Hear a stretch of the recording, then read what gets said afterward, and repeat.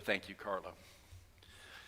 The lectionary during the summertime often goes through a cycle of Old Testament stories, wonderful great Old Testament stories, and we've been working our way through some of those stories in the first book of Samuel for the past week, and today's no different.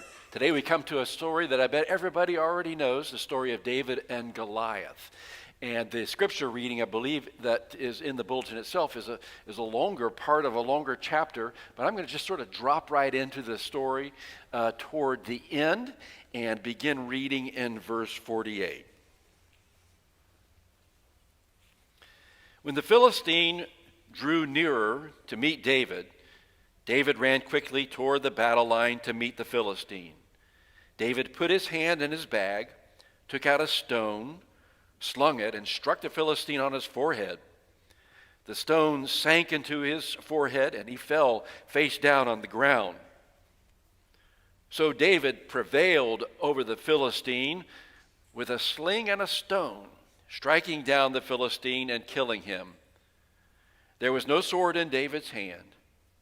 Then David ran and stood over the Philistine. He grasped his sword, drew it out of its sheath, and killed him. Then he cut off his head with it. When the Philistines saw that their champion was dead, they fled. The troops of Israel and Judah rose up with a shout and pursued the Philistines as far as Gath and to the gates of Ekron, so that the wounded Philistines fell on the way from Shaaraim as far as Gath and Ekron. The Israelites came back from chasing the Philistines, and they plundered their camp. David took the head of the Philistine and brought it to Jerusalem, but he put his armor in his tent. This is the word of the Lord. Thanks be to God. Everybody knows the story of David and Goliath. Even if you've never picked up a Bible in your life, I bet you probably know the story of David and Goliath, or at least you know some version of it. For instance, you probably know the children's version. The children's version usually doesn't have that part about cutting off a head and taking it back and putting it in the tent just for safekeeping or something like that. But you probably know the children's version. It's a version that I usually read to the children when I'm leading chapel for the children in the child care center. As is often the case, I'll be running late, and so I'll run down into the children's library and grab the volume of the Illustrated Children's Bible, which Helen was using this morning, a different volume. I'll usually grab the volume that has on the front cover this picture of a little boy pointing his finger defiantly up in the air at a giant pair of legs. That's all you see is David pointing up at a giant pair of legs. Because when I see that cover, I know that's the volume that has the story of David and Goliath in it. And it's so much fun to read that children's version to the children and show them the pictures, just like Helen was showing the pictures in the story today. I think it's always especially fun to read that story because the children will be engrossed at how big and how scary and how mean Goliath looks, and how you can make him sound if you make your voice go really deep. Send someone out here to fight me, and the children back up as you're yelling that at them. It's just a lot of fun to read that story and the contrast that the story lifts up, especially to children. I think about the pictures in that book, and I'm reminded how in the pictures, the whole army of Israel is portrayed just as a bunch of little ants on one side of the mountain in comparison to the giant Goliath who stands over on the whole other side of the page yelling at the Israelite army. And the children, they're always fascinated by that contrast, especially when you say, look how big Goliath's shield is, or look how big Goliath's spear and sword are. They just sort of sit there on the edge of their seats waiting to hear what will happen next to little David. But you have to be careful with the children. They're mostly 4-year-olds. I guess that's why we leave out that part about the chopping of the head off. But you have to be careful in other ways too, because the story can get bogged down at some points. For instance, when I was reading it to the children in the child care center recently, I realized that none of them knew what a sling was. And I got to that part, they just kind of looked at me blankly, and I said, a sling. Does anybody have a slingshot at home? And they still sort of looked at me blankly, and so I had to kind of improvise and get through that part of the story so they didn't get too worried about it. Be trying to explain to them what a little leather sling with a pouch on it was. I also realized that you have to be careful, because when you get to the section in the story of David and Goliath that I didn't read from the chapter, but there's a section where David starts to justify his confidence in God. And the children's book points that out, and they have David kind of thinking to himself, now God helped me when I fought the lion and the bear and protected my father's sheep against the lion and the bear, and God will help me fight the giant. And in the children's Bible, there's a couple of pictures there with a lion lying on its side and its tongue is hanging out. And then there's a picture of a bear lying on its side with its tongue hanging out. And then inevitably, when you show that picture to the children, they'll all go, oh, what happened to the lion? What happened to the bear? The poor bear and the poor lion, are they hurt? Are they going to get up? Why did David hurt the bear? Why did David hurt them? You can get bogged down in the story if you spend too much time worrying about the lion and the bear. So I always kind of try and rush through that part of the story, and I get back to the main part. Look how big Goliath is. He's a giant. He's so mean. And that sort of gets their attention back to what's really happening. But we shouldn't forget that part where David's thinking through the reasons for his confidence. I remember a number of years ago when I was telling the story in chapel time, knowing that the children might lose interest along the way, I had taken a bunch of Xerox copy paper and I bundled it up into little wads of paper like little paper stones. And when they got to the part where the children started to lose interest, I said, here, look, I'm going to be Goliath, and you can take turns now throwing these stones at me. See if anybody can hit me in the head. And that, I found out, really kept their attention. They really got into throwing stones at me. Now, you'd have to ask them, it'd be interesting, I think, to ask them, okay, what's the point of this story? Little David was brave and he took down mean Goliath? Or is the point, chapel's really fun when you can throw stuff at the pastor? I think it was probably the second point that they left with. But everybody knows some version, I bet, of the story of David and Goliath. The popular author Malcolm Gladwell wrote a book titled David and Goliath, Underdogs, Misfits, and the Art of Battling Giants. And in his book, the biblical story of David and Goliath serves as a kind of archetype of examples where underdogs are victorious, because so often they prove to be more clever and smarter than the giant. And in Malcolm Gladwell's version, the biblical underdog David defeated the giant Goliath because David, being smaller and being unencumbered with heavy armor, David was just quicker and nimbler, and he was more agile than the slow, sluggish giant. And then there's this idea that Goliath's eyesight was really poor anyway, and so when David ran around him, he had advantage over him. Some of you may remember the name Moshe Dayan. He was the Israeli defense minister when Israel defeated Egypt and Syria and Jordan in the 1967 Six-Day War. And in talking about that war, Moshe Dayan referred to the story of David and Goliath, and he said in the biblical story of David, the weaker man found a weapon, his sling, which gave him an advantage.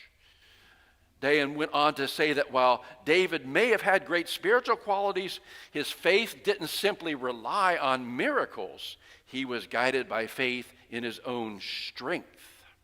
See, he was telling a version of the story where the underdogs shouldn't be underestimated by those who appear to be more powerful. Everyone knows some version or other of this story of David and Goliath. It seems interesting to me that the Bible's own version is so long. It takes a whole chapter to tell this story, almost 60 verses. But the actual scene where David defeats Goliath only takes about 4 verses. Now think about how unusual that is. If you've watched any recent Marvel superhero movie, you know that the movie takes about 2.5 hours to tell the story, and 2 hours and 15 minutes of that story are the actual superheroes fighting each other, where there's no dialogue or anything else at all. It just takes that long for the fighting to take place. But in the story of David and Goliath, there's a whole lot that's going on that isn't what we usually remember being a part of the story, or at least the main part of the story. For one thing, there's this constant contrast between the central actors in this story, a contrast that's constantly being highlighted. The armies of the Philistines are once again set over against the armies of the Israelites. And you may remember from some of the previous chapters that the Philistines and the Israelites have been battling back and forth ever since Saul became king. The Philistines are the arch enemies of the Israelites. And in the 14th chapter, when we were learning about Saul, we were told that there was hard fighting against the Philistines all the days of Saul. And now here they are at a standoff once again. Literally, the armies of the Philistines facing the armies of the Israelites across a valley, looking at each other. But this time, out from the army of the Philistines comes a champion. And the Hebrew word literally means a man who stands between. Here comes this champion, this Goliath, who stands between the two armies. And everything about Goliath is described in great detail, and it's all gigantic. Depending on how it's translated, some scholars think Goliath may have been 9 feet, 9 inches tall, when the average height in those days was 5.5 feet, or maybe just even 5 feet. And Goliath's helmet is described, his coat of armor, his coat of mail is described, his leg armor is described, his spear is described, and how heavy the spearhead is described, and they're all gigantic. And Goliath walks out in front of the Philistine army and shouts across the valley at the Israelite army, "Let's settle this mano a mano." In other words, you send out your best man to fight me, and if he wins, we'll serve you. But if I win, you will serve us.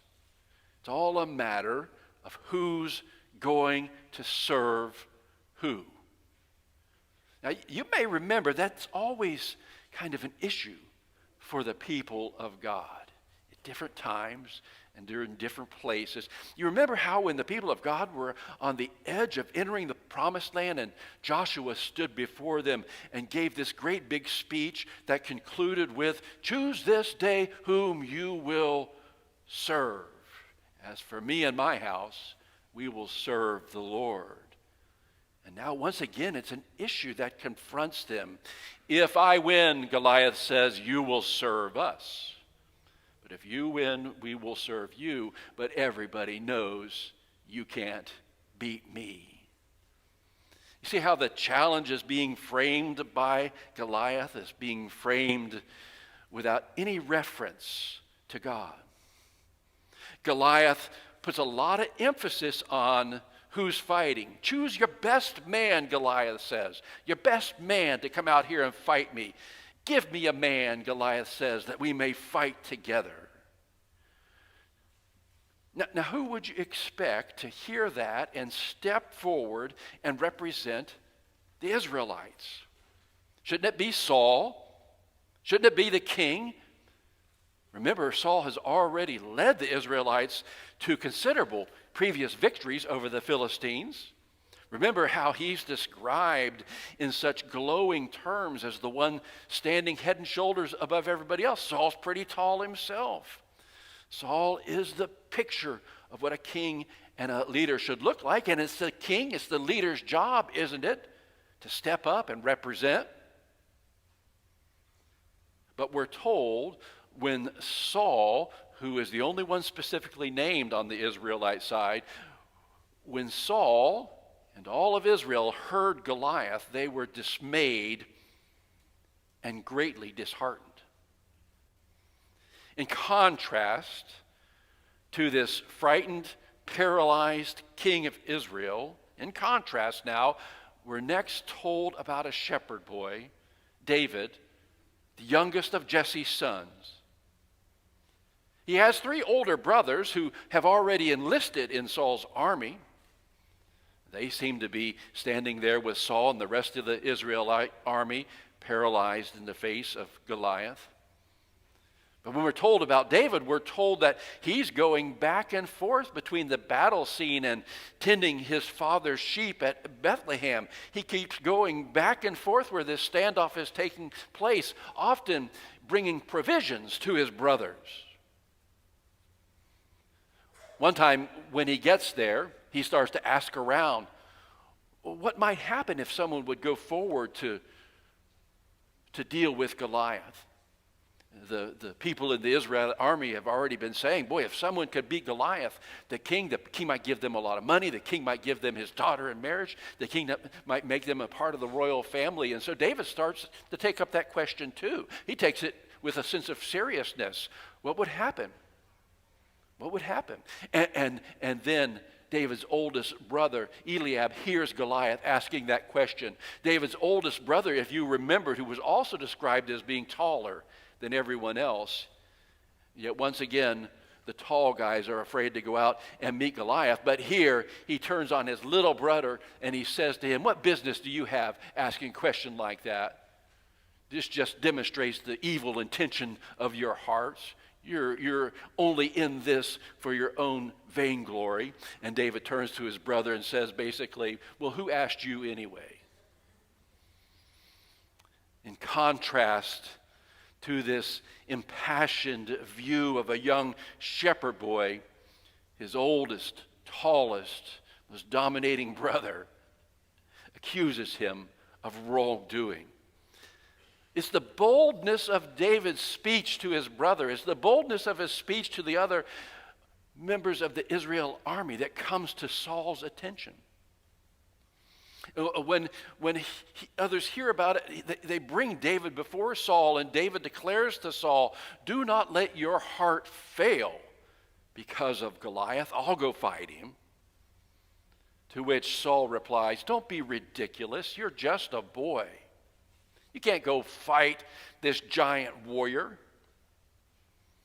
Then David gives Saul this speech about the ways, that speech even in the children's book, about the ways that God has been with him when he fought the lions, and God has been with him when he fought the bears against his father's sheep. And again, David frames the issue in terms of what he believes is at stake. Here is an enemy that is defying the power of the living God to protect and save God's people. And hearing that, David insists that God will save him. Now, if you were Saul, would you have been convinced by David's speech? Or would you have been glad for someone to go put such faith in the living God to test? Well, apparently Saul isn't quite convinced by David's speech, and he's really glad to let David go out and be the test subject. But still in Saul's mind, if you're going to go fight Goliath, you at least need some of the same sort of weapons that Goliath has. So Saul gives David his king's armor and his king's sword. And now, I know you are already thinking ahead, remembering the rest of the story. You remember how David refuses to wear Saul's armor, take up his sword. It doesn't really fit him, literally or figuratively. So he takes it off, he puts it down on the ground, and he picks up 5 stones and his shepherd's sling. When David walks out to face Goliath, Goliath is incensed. He can't believe that they would send a boy out to fight him. Am I a dog, Goliath yells, that you come out to me with sticks? So he curses David in the name of the Philistines' gods, and he spouts furious threats. I'm going to feed you and your flesh to the birds and the animals. But David's a cool customer, and he declares the truth that emboldens him. You've got your weapons. I have the Lord of hosts, the God of the armies of Israel, whom you have defied. David is the one person in the whole story who knows how to tell what is really going on. The Lord will deliver you into my hand, that all the earth may know that there is a God in Israel, and that all this assembly may know that the Lord saves, not with sword and with spear, for the battle is the Lord's, and he will deliver you into our hand. This is not the version of the story where the little guy beats the big guy. This is not a version of the story where the underdog outwits the overwhelming favorite. This is not an upset story where the lowest seed bounces out the highest seed. This is a faith story that tests whether God has possibilities of producing victories in spite of all the appearances to the contrary. This is a faith story that calls forth from those who hear it and those who share it and those who are shaped by it to look at their own lives and ask, do we trust? Do we believe? Do we live holding on to this deep truth that God has possibilities of bringing forth victories in the face of great challenges, even when all the appearances are to the contrary? The early church, when they heard the story that Pam read from the Gospel of Mark about the disciples being on a boat in a storm, Jesus asleep, the early church heard that story and made it think about themselves. Think about themselves once again where the image of a boat was always the image of the church. Think about themselves in the storms that were swirling around and facing them, perhaps the persecution that time and time again arose to challenge them, perhaps their own fears and their own doubts about whether or not they were really being faithful to Christ in their discipleship as time went on and on. But they heard this story and it made them think about their own lives and the storms and the experiences that they were facing, so that as they gathered for worship, as they gathered as the church, as they gathered, so to speak, in the own little boats of their meetings, they found themselves praying and asking, Lord, don't you care about us?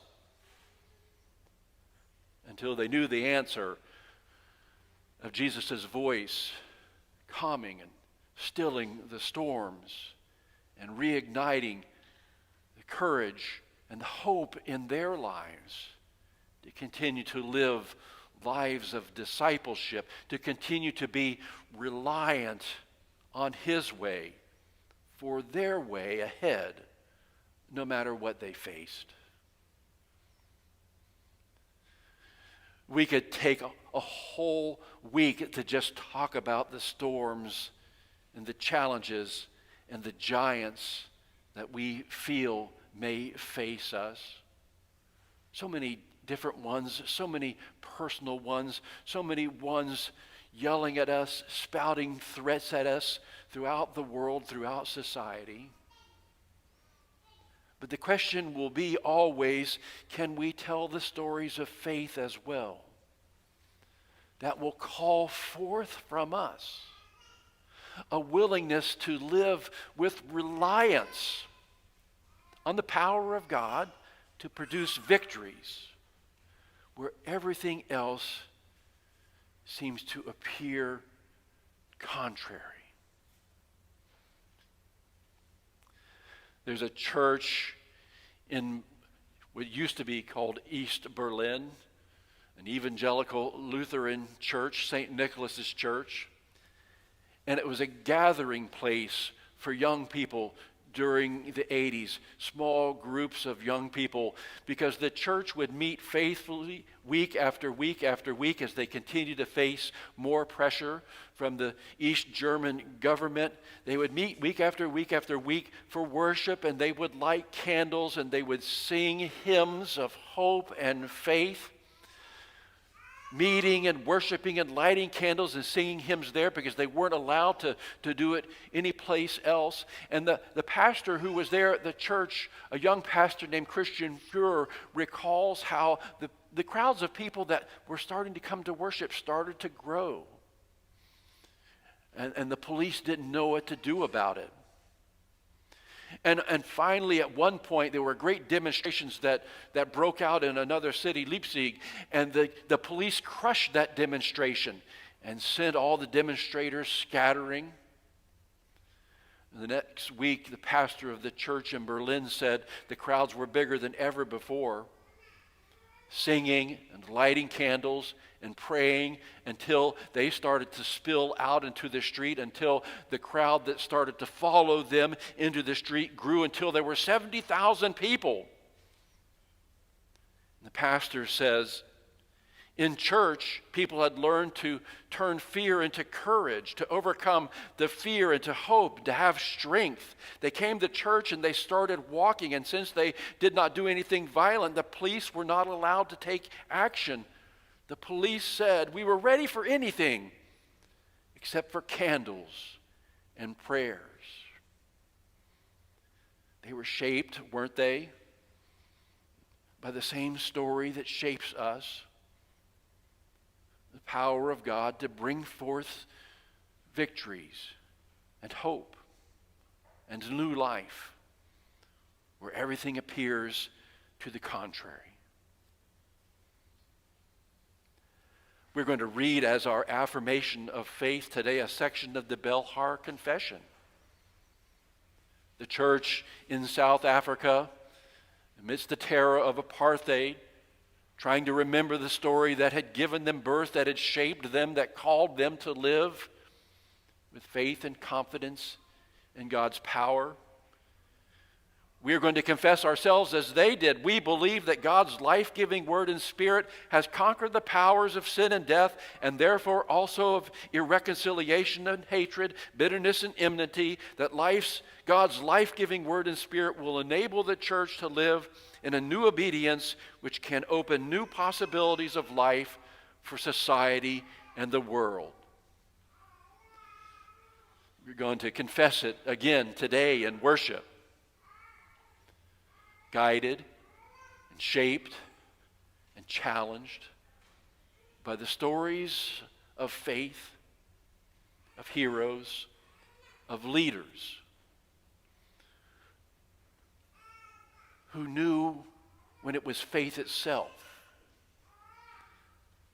that was at stake. Amen.